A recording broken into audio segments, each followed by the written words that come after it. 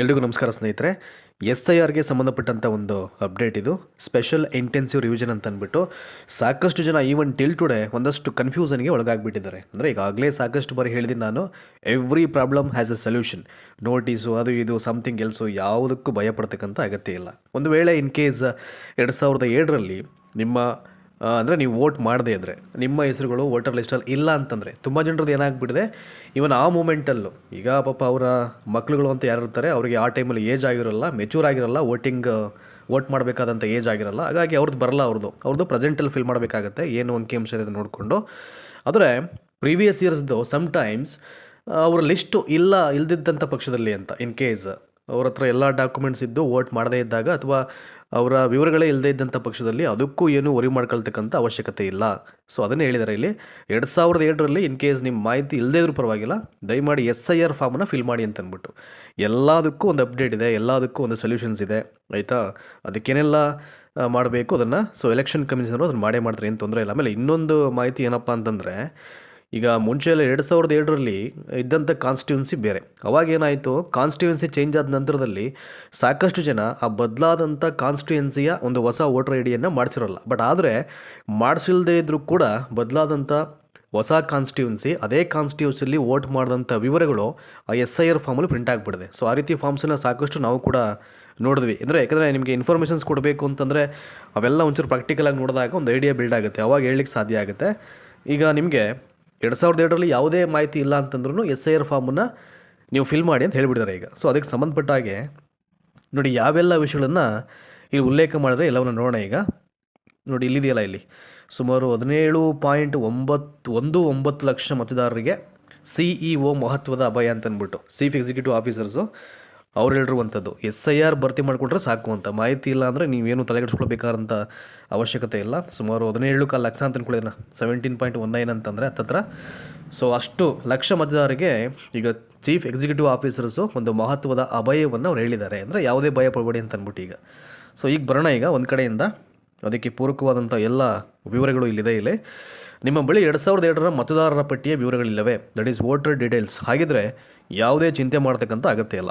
SIR ಪ್ರಕ್ರಿಯೆ ಪೂರ್ಣಗೊಳಿಸಲು ಹಳೆಯ ಮಾಹಿತಿ ಇಲ್ಲದೇ ಇದ್ರೂ ಪರವಾಗಿಲ್ಲ, ನಿಮ್ಮ ವೈಯಕ್ತಿಕ ವಿವರಗಳನ್ನು ಭರ್ತಿ ಮಾಡಿ ಎನ್ಯುಮರೇಷನ್ ಅರ್ಜಿಯನ್ನು BLOಗಳಿಗೆ ಸಬ್ಮಿಟ್ ಮಾಡಿ ಅಂತ ರಾಜ್ಯ ಮುಖ್ಯ ಚುನಾವಣಾ ಅಧಿಕಾರಿ G. Anbukumar, chief executive officer ಅವರು ಇಲ್ಲಿ ಸ್ಪಷ್ಟಪಡಿಸಿದ್ದಾರೆ. ನಿಮ್ಮ ವಿವರಗಳನ್ನು ಎಲ್ಲಿ ನೀವು ಮಾಹಿತಿಯನ್ನು ಭರ್ತಿ ಮಾಡ್ತೀರಾ?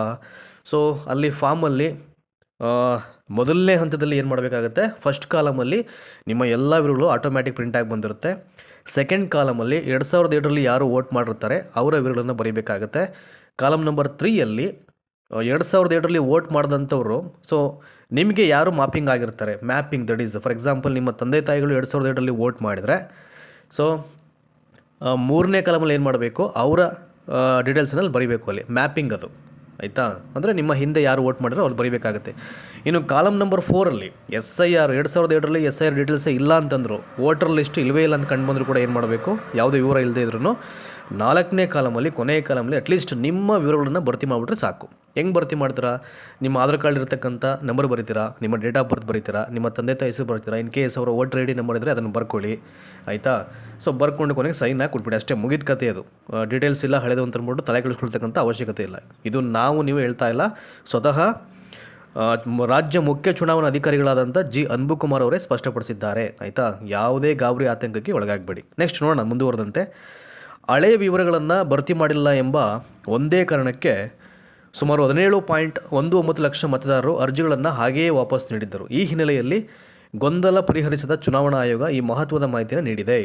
ನೋಡಿ, ತುಂಬ ಜನ ಈಗ ಹಳೆ ಡೀಟೇಲ್ಸ್ ಇಲ್ಲ ಅಂತ ಅಂದ್ಬಿಟ್ಟು ಹಂಗೆ ಕೊಟ್ಬಿಟ್ಟಿದ್ರೆ ವಾಪಸ್ಸು ಫೋಟೋ ಹಾಕ್ಬಿಟ್ಟು, ಅದೇ ಸಮಸ್ಯೆ ಆಗಿರುವಂಥದ್ದು. ಈಗ ಅವರಿಗೇನು ಏನಾದರೂ ದಾಖಲೆ ಬೇಕಲ್ಲ ಈಗ, ಅಲ್ವಾ.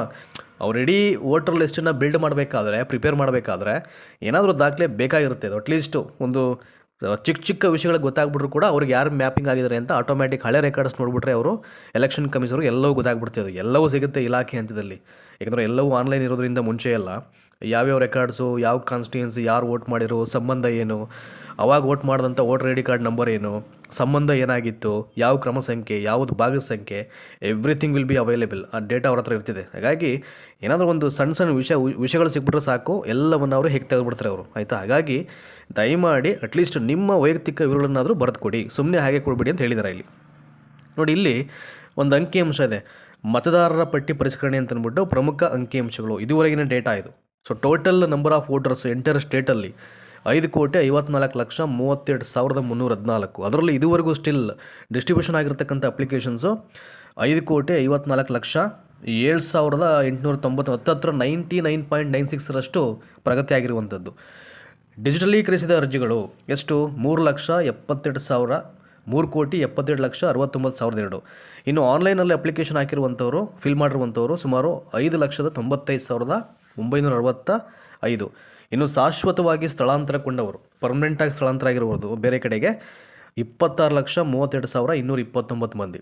ಇನ್ನು ಪತ್ತೆಯಾಗದವರು 5,87,457. ಇನ್ನು ಮೃತಪಟ್ಟವರು 9,81,642. ಸೊ ಇನ್ನೊಂದು ಕಡೆ ನೋಂದಾಯಿತರು ಅಂದರೆ ಬೇರೆ ಕಡೆ ರಿಜಿಸ್ಟರ್ ಆಗಿರೋರು ಸುಮಾರು 2,70,659 ಮಂದಿ. ಇನ್ನು ಸಹಿಯನ್ನು ನಿರಾಕರಿಸಿದವರು 12,344. ಇವೆಲ್ಲ ಡೇಟಾ ಏನು ಈಗ ಅವ್ರಿಗೆ ಲಭ್ಯ ಆಗಿದೆ, ಇವೆಲ್ಲವೂ ಕೂಡ ಅವ್ರು ಏನು ಫಾರ್ಮನ್ನು ಬಿಡುಗಡೆ ಮಾಡಿ ಇನ್ಫಾರ್ಮೇಷನ್ ಕಲೆಕ್ಟ್ ಮಾಡಿದರೆ ಆ್ಯಂಡ್ ಬೇಸ್ಡ್ ಆನ್ ಅದರ ಮುಖಾಂತರವಾಗಿ ಬಂದಿರತಕ್ಕಂಥ ಅಂಕಿಅಂಶಗಳು. ನೋಡಿ, ಈಗ ಎಷ್ಟು ಡೀಟೇಲ್ಸ್ ಸಿಕ್ಕಿದೆ ಈಗ ಅವರಿಗೆ, ಆಯಿತಾ. ಸೊ ಇನ್ನು ಮುಂದುವರೆದಂತೆ ಇಲ್ಲಿ ಕರಡು ಪಟ್ಟಿಯಲ್ಲಿ ನಿಮ್ಮ ಹೆಸರು ಬರಬೇಕಾದ್ರೆ ಏನು ಮಾಡಬೇಕು ಅಂತ. ಸೊ ಆಗಸ್ಟ್ 5ನೇ ತಾರೀಕು the first draft rules list ಬಿಡುಗಡೆ ಆಗುತ್ತೆ ಅಂತ ಹೇಳಿದರು. ಅದನ್ನು ಎಕ್ಸ್ಟೆಂಡ್ ಮಾಡಿದರೆ ಈಗ ಆಗಸ್ಟ್ 8ಗೆ ಬರುತ್ತೆ ಅದು. ಸೊ ಆ ಲಿಸ್ಟಲ್ಲಿ ನಿಮ್ಮ ನೇಮ್ ಬರಬೇಕು ಅಂತಂದರೆ ನೀವೇನು ಮಾಡಬೇಕು ಅಂತ ಹೇಳಿದ್ರು ಇಲ್ಲಿ. ನೋಡಿ, ಆಗಸ್ಟ್ 8ರಂದು ಕರಡು ಮತದಾರರ ಪಟ್ಟಿ ಬಿಡುಗಡೆ ಆಗುತ್ತೆ. ಈಗಾಗಲೇ ಸುಮಾರು ನಾನು ಆವಾಗಲೇ ಅಂಕಿಅಂಶಗಳನ್ನು ಹೇಳಿದ್ರ ರೀತಿಯಲ್ಲಿ ನೋಡಿದ್ರೆ 91.61% ಹತ್ತತ್ರ ಇನ್ನೇನು ನಿಯರ್ಲಿ 90% ಆಗಿಬಿಟ್ಟಿದೆ. ಈಗ ಮತದಾರರ ವಿವರಗಳು ಮ್ಯಾಪಿಂಗ್ ಆಗಿವೆ. ಮ್ಯಾಪಿಂಗ್ ಆಗದೇ ಇರತಕ್ಕಂಥ ಮತದಾರರು ಅರ್ಜಿಯ ಕೊನೆಯ ಕಾಲಮ್ನಲ್ಲಿ, the last column of the application, ಅಲ್ಲಿ ಅಟ್ಲೀಸ್ಟ್ ಅವರ ವೈಯಕ್ತಿಕ ಮಾಹಿತಿಯನ್ನು ಭರ್ತಿ ಮಾಡಿ ನೀಡಿದರೆ ಸಾಕು. ಆಗಸ್ಟ್ 8ರಂದು ಕರಡು ಪಟ್ಟಿಯಲ್ಲಿ ಹೆಸರು ಖಾತ್ರಿಯಾಗಲಿದೆ, 100% ಬರುತ್ತೆ. ಅರ್ಜಿ ಸಲ್ಲಿಸುವಾಗಲೇ ಯಾವುದೇ ದಾಖಲೆ ಲಗತ್ತಿಸುವ ಅಗತ್ಯವಿಲ್ಲ. There is no any documents to be attached ಅಲ್ವಾ ವಿತ್ ಅಪ್ಲಿಕೇಶನ್ ಫಾರ್ಮ್, ಏನೂ ಮಾಡೋಂಗಿಲ್ಲ ಅದನ್ನು. ಸೊ ಬದಲಾಗಿ ERO ನೋಟಿಸ್ ನೀಡಿದಾಗ, ಇನ್ ಕೇಸ್ ಏನಾದರೂ ಅವರು ದಾಖಲೆಗಳು ಕೇಳಿ ನೋಟಿಸ್ ನೀಡಿದಾಗ ನೀವು ಸಬ್ಮಿಟ್ ಮಾಡಿ ಅಷ್ಟೇ. ನೋಟಿಸ್ ಅಂತಂದರೆ ಇಲ್ಲಿ ಭಯ ಪಡ್ತಕ್ಕಂಥ ಅವಶ್ಯಕತೆ ಇಲ್ಲ. ಇಂಥ ದಾಖಲೆ ಬೇಕು ಅಂದ್ಬಿಟ್ಟು ಅಲ್ಲಿಗೆ ಹೇಳಿರ್ತಾರೆ, ಅದನ್ನು ತಗೊಂಡೋಗಿ ಸಬ್ಮಿಟ್ ಮಾಡಿದ್ರೆ ಮುಗೀತಷ್ಟೇ. ಸೊ ನೋಟಿಸನ್ನು ನೀಡಿದಾಗ ಸೂಕ್ತ ದಾಖಲೆಗಳನ್ನು ಸಲ್ಲಿಸಿದರೆ ಸಾಕು. ಇನ್ನು ಮೃತಪಟ್ಟವರ ಹೆಸರನ್ನು ತೆಗೆದುಹಾಕಲು ಮರಣ ಪ್ರಮಾಣ ಪತ್ರ ಅಥವಾ ಸ್ಥಳೀಯ ಮಹಜರು ನಡೆಸಿದ ನಂತರವೇ ಕ್ರಮ ಕೈಗೊಳ್ಳಲಾಗುತ್ತದೆ. It is very important. ಇದಕ್ಕೆಲ್ಲ ಪ್ರಾಸೆಸ್ ಇರುತ್ತೆ, ಅದನ್ನು ಮಾಡಲೇಬೇಕಾಗಿರುತ್ತೆ ಅಧಿಕಾರಿಗಳು. ಮೃತಪಟ್ಟವರ ಹೆಸರನ್ನು ಸ್ಕಿಪ್ ಮಾಡಿಸ್ಬೇಕು, ರಿಮೂವ್ ಮಾಡಿಸ್ಬೇಕು ಅಂತಂದರೆ ಅದಕ್ಕೆ ಪೂರಕವಾದ ದಾಖಲೆಗಳನ್ನು ಕೊಡಬೇಕಾಗುತ್ತೆ. ಅದಷ್ಟೇ ಅಲ್ಲ, ಅವರು ಲೊಕೇಶನ್ಗೆ ಬಂದು ಅಲ್ಲಿ ಸ್ಥಳವನ್ನು ಮಹಜರು ಮಾಡಬೇಕು. ಅದಾದ ನಂತರದಲ್ಲಿ ಅವರ ನೇಮನ್ನು ಅಲ್ಲಿಂದ ರಿಮೂವ್ ಮಾಡ್ತಾರೆ. ಇದಿಷ್ಟು. ಸೊ ಯಾರಿಗೆಲ್ಲ 2007ರಲ್ಲಿ ಮಾಹಿತಿ ಇಲ್ಲ, ನಾವು ಹೇಗೆ ಏನು ಫಾರ್ಮ್ ಹೆಂಗೆ ಕೊಡೋದು, ಸೊ ಏನು ತೊಂದರೆ ಆಗ್ಬಿಡ್ತೋ ಏನು, ನಿಮ್ಮೆಲ್ಲರ ಗೊಂದಲಗಳಿಗೆ ಈಗ ಉತ್ತರ ಸಿಕ್ಕಿದೆ, ನಿಮಗೆಲ್ಲ ಅಂಡರ್ಸ್ಟುಡ್ ಆಗಿದೆ ಅಂತ ಭಾವಿಸ್ತಾ ಇದ್ದೀನಿ. ಯಾವುದೇ ಆತಂಕ ಭಯಕ್ಕೆ ಒಳಗಾಗಬೇಡಿ. ಅಟ್ಲೀಸ್ಟ್ ನಿಮ್ಮ ವೈಯಕ್ತಿಕ ಮಾಹಿತಿಯನ್ನು ಆ ಫಾರ್ಮ್ನ ಕೊನೆಯ ಕಾಲಮ್ನಲ್ಲಿ, ನಂಬರ್ 4th ಕಾಲಮ್, ಅಲ್ಲಿ ನಿಮ್ಮ ವಿವರಗಳನ್ನು ಬರೀರಿ ಅಷ್ಟೇ. ಆಧಾರ್ ಕಾರ್ಡ್ ಇದ್ದರೆ ಸಾಕು. ಅಲ್ಲಿ ನೀವು ಅಲ್ಲಿ ಬರೀಬೇಕಾದ್ರೆ ಆಧಾರ್ ಕಾರ್ಡಲ್ಲಿ ನಂಬರ್ ಇರುತ್ತೆ, ನಿಮ್ಮ ಡೇಟ್ ಆಫ್ ಬರ್ತ್ ಇರುತ್ತೆ, ನಿಮ್ಮ ತಂದೆ ತಾಯಿ ಹೆಸರಿರುತ್ತೆ, ಅಷ್ಟನ್ನು ಬರೆದು ಅಲ್ಲೇನಿದೆ ಅವ್ನು ನಿಮ್ಮ ತಂದೆ ತಾಯಿಯ voter I D card number ಇದ್ದರೆ ಎಲ್ಲ ಬರೆದು ಸಹಿ ಹಾಕ್ಬಿಟ್ಬಿಟ್ರೆ ಅಷ್ಟು ಮುಗೀತು. ನಿಮ್ಮ ಫೋಟೋ ಹಾಕಬೇಕು ಮೇಲೆ ಅಷ್ಟೇ. ಅಷ್ಟು ಕೆಲಸ ದಯವಿಟ್ಟು ಮಾಡಿ, ಇನ್ನೇನು ಸಮಸ್ಯೆ ಆಗೋಲ್ಲ. ಆಗಸ್ಟ್ 8ನೇ ತಾರೀಕಿನ ಕರಡು ಲಿಸ್ಟಲ್ಲಿ ನಿಮ್ಮ ನೇಮು ಡಿಸ್ಪ್ಲೇ ಆಗೇ ಆಗುತ್ತೆ. Thank you so much for watching this video.